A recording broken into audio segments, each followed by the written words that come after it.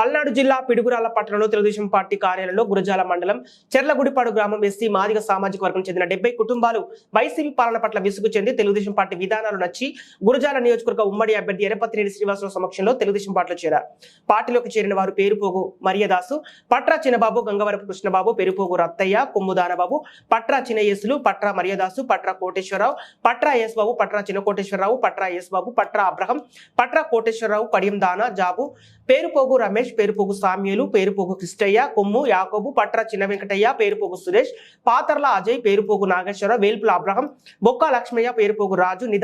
నిదానపు అందబాబు, పేరుపోగు ఏసయ్య, Perupogu Janakiram, Perupogu Paparao, లించపల్లి Anandarao, Perupogu Luther, Perupogu Karthik, Elpula Ellaiah, కొమ్ము మహేష్, తగరపు రాంబాబు, పట్రా మరియ ఆనందరావు, పట్రా మాణిక్యరావు, కొత్తపల్లి సందీప్, కొడిదేటి జయరావు, కొడిదేటి వెంకటేష్, బందెల జయపాల్, పట్రా అనిల్, ఇంజమూరి దేవరాజ్, పేరుపోగు భాస్కర్,